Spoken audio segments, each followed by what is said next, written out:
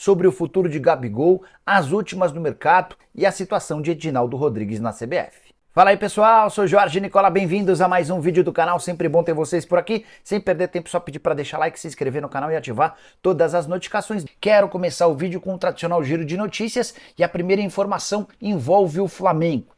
Se Maurício Gomes de Matos for eleito presidente rubro-negro, poderemos ter Gustavo Grossi como diretor de futebol do Fla. Para quem não associou o nome à pessoa, eu me refiro ao argentino que atuava como CEO do River Plate nos tempos em que Marcelo Gallardo fez aquela verdadeira transformação, pegando o River Plate na segunda divisão e o colocando como um dos times mais temidos da América do Sul. O que eu posso contar é que Grossi e Maurício Gomes de Matos são muito próximos e o Gustavo Grossi já declarou, já afirmou que vai estar para ajudar no que o Matos precisar. E o futuro de Edinaldo Rodrigues segue incerto na CBF. Nessa quarta-feira, o Supremo Tribunal Federal julgaria se aquela decisão do Tribunal de Justiça do Rio de afastá-lo da presidência era válida ou não, mas mais uma vez houve o adiamento do caso, 8ª vez que esse caso é adiado. Dessa maneira, o Edinaldo segue sem ter a confirmação de que é o presidente definitivo ou não. A treta começa em 7 de dezembro do ano passado, quando o Tribunal de Justiça do Rio de Janeiro decide afastar o Edinaldo. No início desse ano, o Gilmar Mendes, que é ministro do Supremo Tribunal Federal, concede uma liminar ao Edinaldo. E desde então há a necessidade de um julgamento, se essa liminar é válida ou não. A grande discussão é se o Tribunal de Justiça do Rio tem direito de afastar ou não o Edinaldo. Só que já foram 8 datas marcadas e adiadas nesta quarta-feira. Por exemplo, o Flávio Dino pediu vistas do processo sobre o poder do Ministério Público para firmar taxas com entidades esportivas. No fim das contas, o Edinaldo segue, a gente não sabe até quando e se de forma definitiva. É mais ou menos esse o caos que se estabelece na principal entidade do futebol brasileiro. Bora falar agora sobre Gabigol. Muita gente especulando que o Gabigol já está perto de renovar contrato com o Flamengo, que está tudo acertado. Eu posso assegurar para vocês que não há nenhuma novidade no caso. Você quer saber direitinho essa história? Vamos lá. Felipe Luiz não pediu aos dirigentes do Flamengo a renovação do contrato do Gabigol. Ele acabou de chegar, está mais preocupado com os resultados e em se garantir para a próxima temporada. Apesar de o técnico do rubro-negro ter contrato até dezembro de 25, ele sabe que precisa de um bom trabalho agora para, independentemente de quem vencer a eleição para presidente no dia 9 de dezembro, ele ter continuidade no seu trabalho.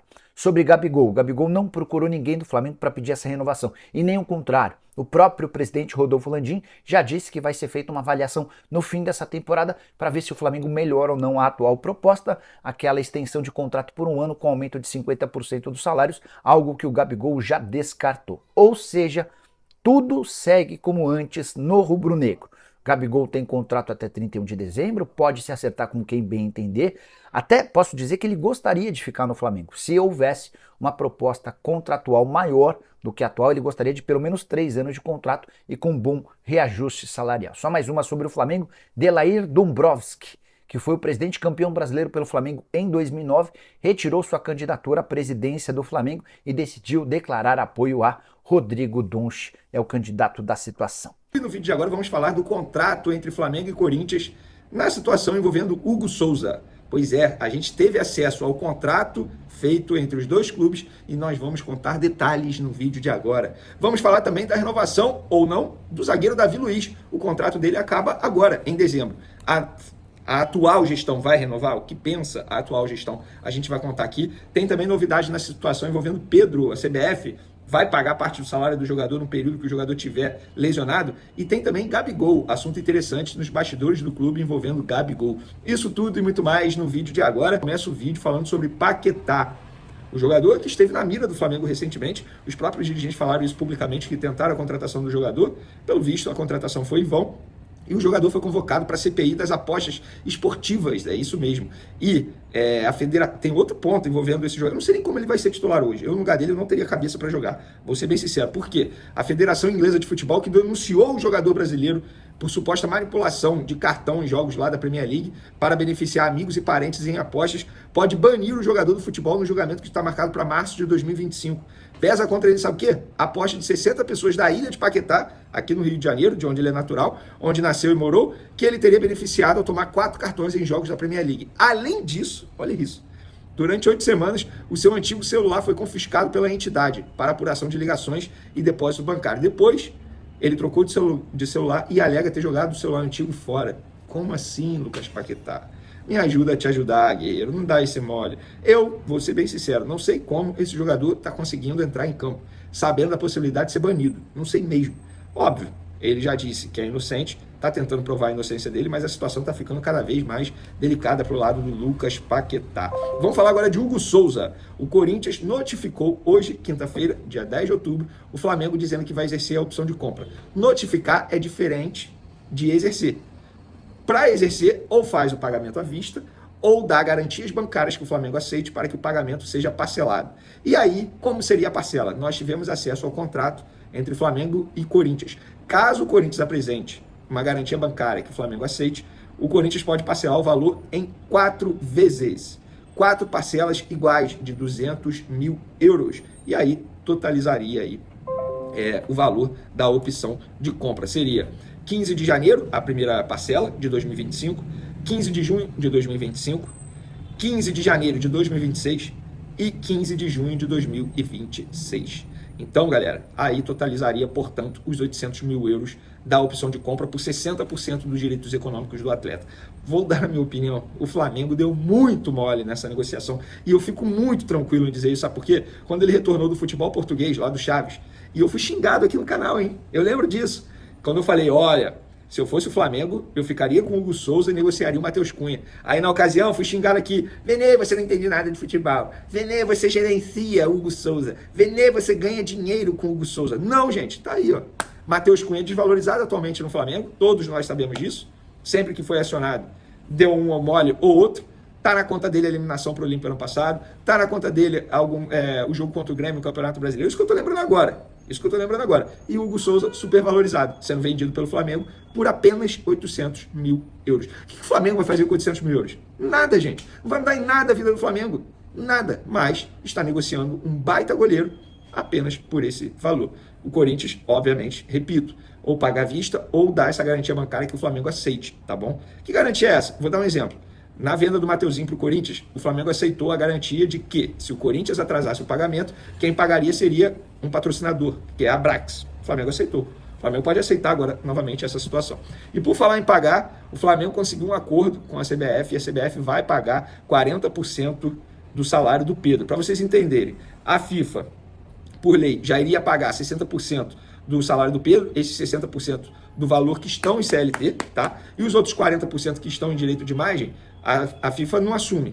E aí o Flamengo costurou esse acordo com a CBF para a CBF assumir nesse período que o jogador estiver longe dos gramados. Então, querendo ou não, o Flamengo diminui o prejuízo financeiro, mas o prejuízo técnico não tem como. O Flamengo perdeu muito sem o Pedro. Arrisco a dizer que se o Pedro estivesse em campo, eu acho que o Flamengo não seria eliminado na Libertadores para o Peñarol. Vai estar fazendo muita falta e vai fazer muita falta durante muito tempo, porque ele só deve voltar no meio da próxima temporada. Enfim, resta saber como vai voltar, existe aquela dúvida, aquela incógnita. É a segunda cirurgia em joelho do Pedro, não no mesmo joelho, vale dizer isso, mas é uma cirurgia grave no joelho. Mudando de assunto, o Alcaraz deu uma entrevista à Flá TV, entrevista muito boa, por sinal, parabéns aos colegas da Flá TV, um bom conteúdo, e uma das respostas me chamou a atenção quando ele foi questionado sobre o que Felipe Luiz pede aos volantes e aos meias, e ele falou o seguinte, abre aspas, pede muito aos meias e aos volantes para que cheguemos muito à área, para atacar. Uma das minhas características é chegar à área, chutar. Então fico contente que me peçam para chegar nela. Risos. Então tá aí. O Felipe Luiz está certo, né? E eu hoje no programa até rolou, entre aspas, esse debate com o Pedrosa lá no SBT Sport Rio. O Pedrosa tem a opinião dele, óbvio, e a gente tem que respeitar que a torcida do Flamengo pede muito espetáculo. Eu falei, olha, eu não concordo com a palavra espetáculo. Eu acho que a torcida do Flamengo pede muito mais um time ofensivo. E como o Felipe Luiz é um time ofensivo, com o Tite não era um time ofensivo. Era um time muito burocrático. Muito burocrático. Em vários momentos ele poderia conseguir um placar mais elástico e ele segurava um pouco o time. Então, é o que eu penso. Gabigol, galera, informação sobre Gabigol nos bastidores do Flamengo. Há relatos de quem convive no dia a dia do Flamengo, no Ninho do Urubu, que o Gabigol está muito mais feliz nos últimos dias. Por que será, né? A gente sabe o motivo, né? Óbvio que ninguém vai cravar, que é por conta do Tite, mas a gente sabe que é isso. Eu me coloco muito no lugar do Gabigol, cara, e sem julgamentos, assim. Supondo, você é funcionário de uma empresa, você sabe que o seu chefe não vai muito com sua cara, não gosta muito. Até porque o Gabigol fez por onde? Não podemos normalizar o que o Gabigol fez. Ele subiu num trio elétrico e ele xingou o Tite. O Tite vai se... Entendeu? O Gabigol não precisa de você. Ele repetiu isso. Então ele xingou o Tite. O Gabigol deu motivos para o Tite não gostar muito dele. Mas, querendo ou não, os dois tiveram que conviver ali durante quase um ano. E o Gabigol sabia que ele não gostava muito do chefe dele. Você aí, se põe no lugar dele. Você sabe que o seu chefe não vai muito com a sua cara. Você vai trabalhar 100% feliz? Não, gente. Sem demagogia, sem lero-lero, sem frescurinha. A verdade é essa, gente. Não tem como. O cara não estava 100% feliz. Ponto.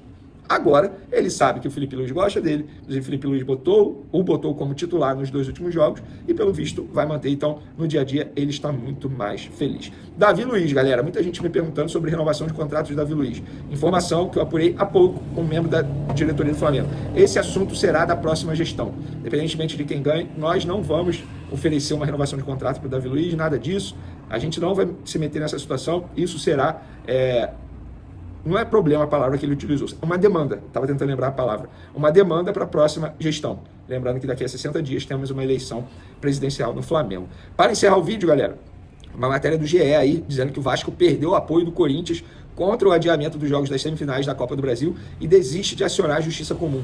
A diretoria vascaína não recebeu apoio dos demais clubes, nem do próprio Alvinegro Paulista, e se viu isolada na situação, optando por recuar. Agora os dirigentes do rival concentram seus esforços no julgamento do STJD, apesar de saberem que as chances de sucesso são baixas. Então, foi o que eu falei aqui, não vai dar em nada, na verdade, vai dar em pizza isso aí. Eles vão jogar e vão ver quem vai para a final da Copa do Brasil. Eu tenho meu palpite. Flamengo e Vasco na final da Copa do Brasil. O que vocês acham? Rapaziada, ficamos aí no nosso giro de notícias do Mengão, informações atualizadas com o Vini Casagrande e também com o Jorge Nicola, pra você ficar por dentro de tudo, não tá perdendo nada. Já chega deixando o seu like, se inscrevendo no canal, ativando também o sininho de notificação, porque sabemos que é super importante a sua participação. Um grande abraço no seu coração. Até o próximo vídeo, vamos pra cima.